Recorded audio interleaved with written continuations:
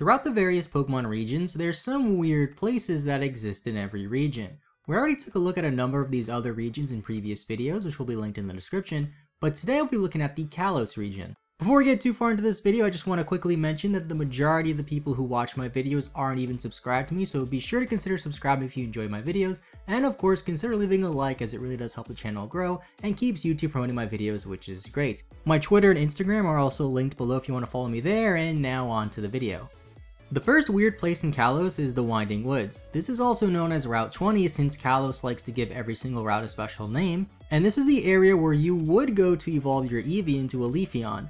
The name Winding Wood fits really nicely since there's a lot of different places you can go, making it very winding, also making it very easy to get lost in. It feels more unique than other forests or wooded areas in other Pokemon regions, and it leads into the Pokémon Village. The Pokémon Village is a place where Pokemon live in hiding from people, and some Pokemon can be seen wandering around in the overworld, but you can't catch all of them. The gym leader of Snowbell City, Wolfric, is also said to occasionally visit this area.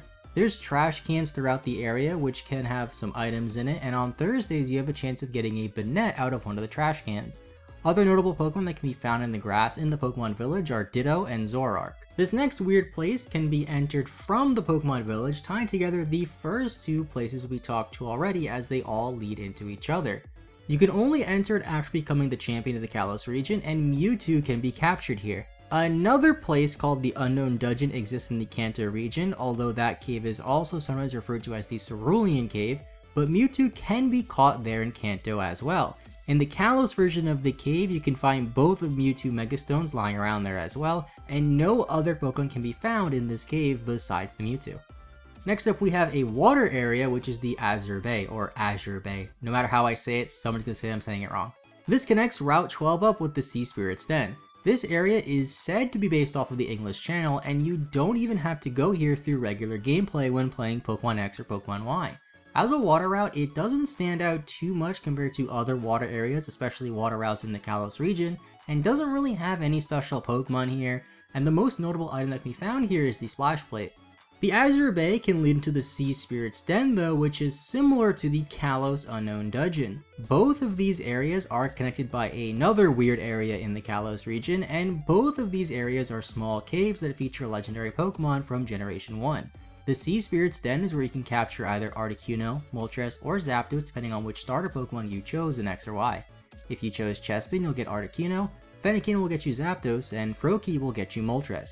At first, this legendary trio will start out as roving legendaries in the post-game, but they settle in the Sea Spirit Den after you encounter them 11 times.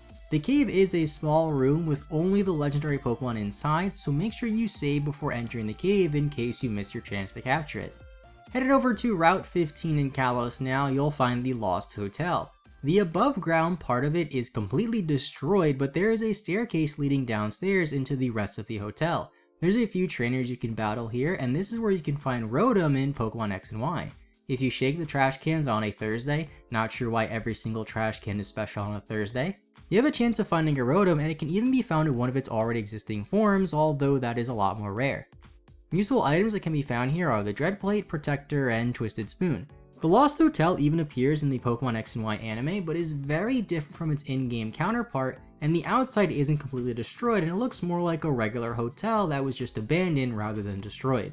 Since the Lost Hotel is located close to Lumiose City, I imagine it was the main draw for staying at the hotel because you're so close to the big city, but over time it became ran down, abandoned, and destroyed. Now headed over to Route 18, we have the Terminus Cave. Chances are you probably visit this area while playing X and Y in order to catch the legendary Pokemon Zygarde, but you don't have to visit this area in regular gameplay. Unlike other caves containing legendary Pokemon that we discussed in this video so far, other Pokemon can be caught in the Terminus Cave as well, such as Pupitar and Durant. The outside of the cave resembles an old railway yard and is said to be used as an old coal mine at some point in time. The main draw to this area is the Zygarde, no doubt, but it's never fully explained as to why Zygarde is in this specific cave, or what exactly Zygarde's full story is during the Generation 6 events in Pokemon X and Y. This is part of what makes the Terminus Cave so weird to me, is that I imagine that it was originally intended to be expanded upon in some sort of potential Pokemon X and Y follow-up, kind of like what we saw with Giratina in Pokemon Platinum compared to Diamond and Pearl, but unfortunately we never had a proper follow-up to X and Y, And although we did get some of the story of Zygarde in Sun and Moon, it always felt rather strange. Another area that feels like it was planned to be expanded upon in the future was the power plant area. You do have to visit part of the power plant area in normal gameplay, and it's one of the few power plants we get to see in an actual Pokemon game.